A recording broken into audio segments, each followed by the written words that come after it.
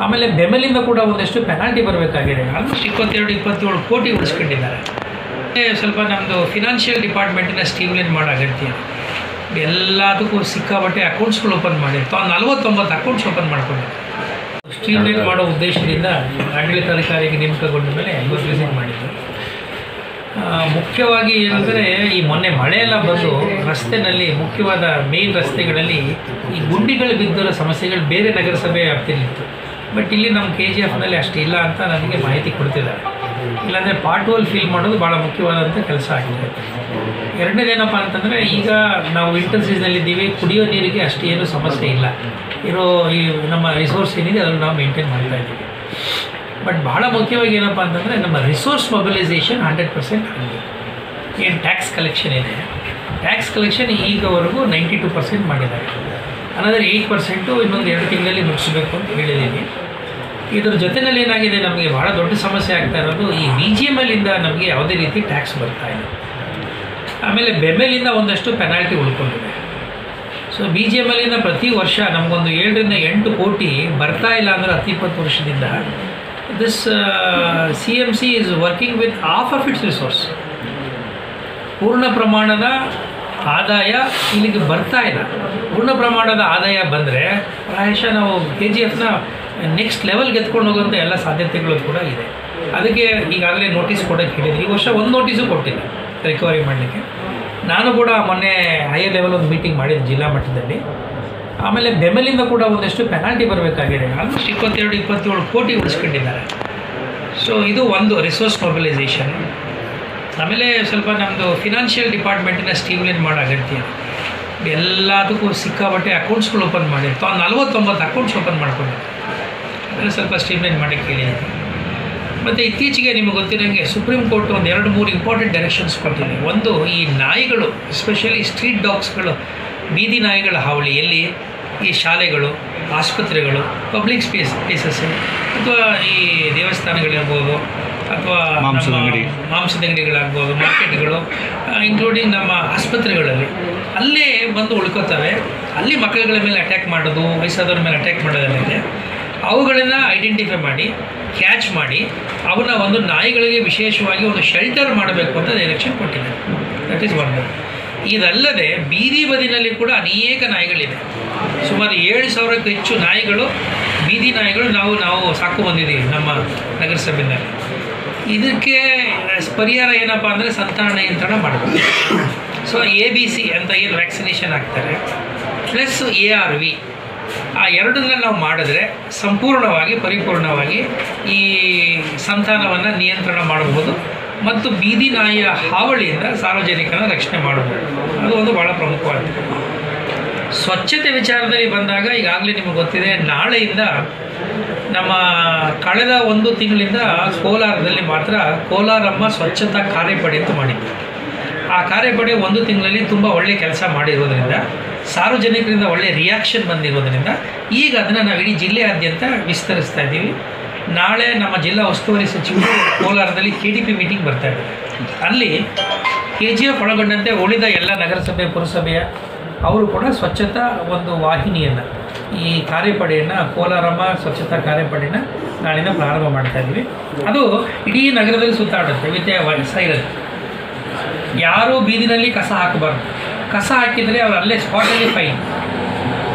ಒಂದು ವೇಳೆ ಅವ್ರು ಫೈನ್ ಕಟ್ಟಲಿಲ್ಲ ಅಂತಂದರೆ ಆಮೇಲೆ FIR ಕೂಡ ಮಾಡಬೇಕು.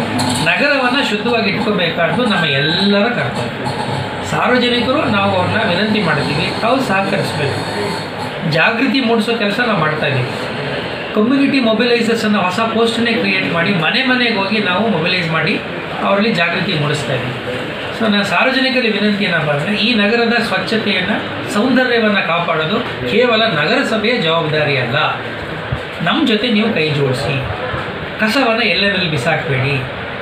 ಮತ್ತು ರಸ್ತೆಯಲ್ಲಿ, ಮೋರಿನಲ್ಲಿ, ಆಮೇಲೆ ಏನೋ ಈ ಸ್ಟಾರ್ಮ್ ವಾಟರ್ ಡ್ರೈನ್ಗಳೆಲ್ಲ ಕಸ ಹಾಕೋದ್ರ ಮೂಲಕ ಮಲಿನ ಮಾಡ್ತಾ ಇದ್ದೀವಿ. ನಾವು ವಾಸ ಮಾಡುವ ಜಾಗ ನಾವೇ ಗಲೀಜು ಮಾಡಿದರೆ, ಮಲಿನ ಮಾಡಿದರೆ ನಮ್ಮ ಮಕ್ಕಳಿಗೆ ಉತ್ತಮವಾದಂಥ ಗಾಳಿಯನ್ನು, ಪರಿಸರವನ್ನು ಹೇಗೆ ಕೊಡಲಿಕ್ಕೆ ಸಾಧ್ಯ ಅನ್ನೋದು ನಮ್ಮ ಒಂದು ಕಾಳಜಿ. ಈ ಕಾಳಜಿಯಿಂದ ನಾನು ಸಾರ್ವಜನಿಕರಲ್ಲಿ ವಿನಂತಿ ಕೂಡ ನಾವು ಮಾಡ್ಕೋತೀವಿ. ಇನ್ನು ಮುಂದೆ ದಯಮಾಡಿ ನಗರಸಭೆ ಜೊತೆ ಸಹಕರಿಸಬೇಕು ಅಂತ ಕೇಳ್ತಾ ಇದ್ದೀವಿ.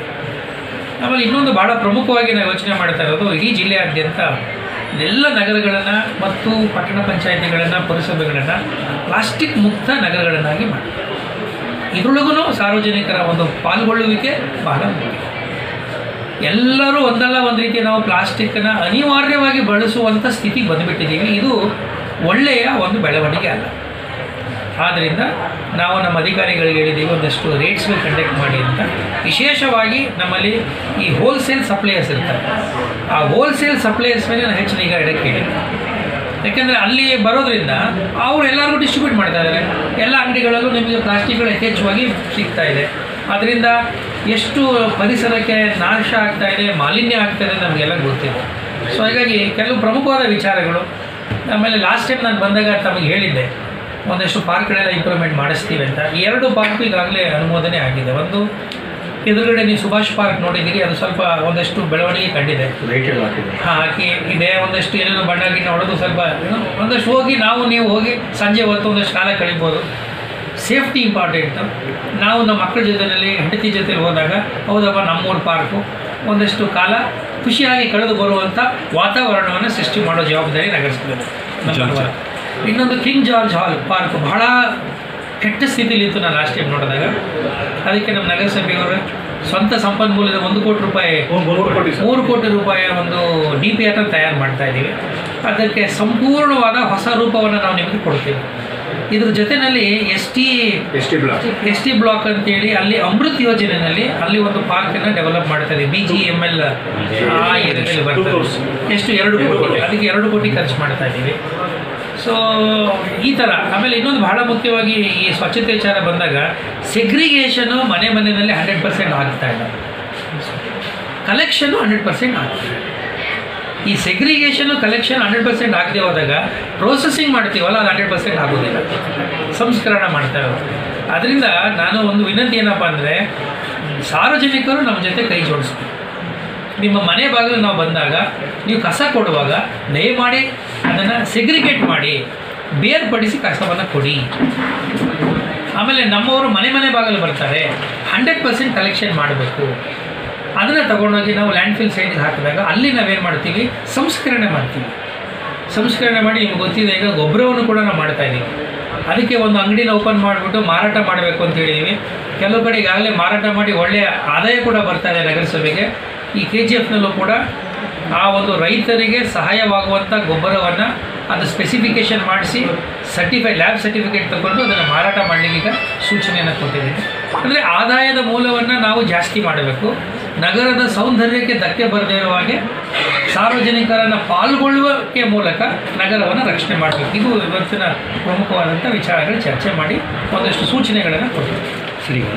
For all NCERT, CBSE textbooks, guides, PUC, ITI, BE textbooks, guides and classmate notes, and for all the types of stationery available only at Satya Bookstore, opposite to Karur Vaishya ATM, Aladamara, Bemmal Nagar, KGF. For more details, contact 8073962145.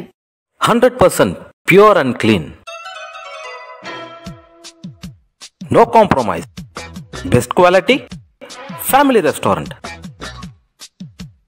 100% Ambur and Dindukal style biryani. 100% Venus biryani. Near Government Maternity Hospital, Maharaja Road, Robertson.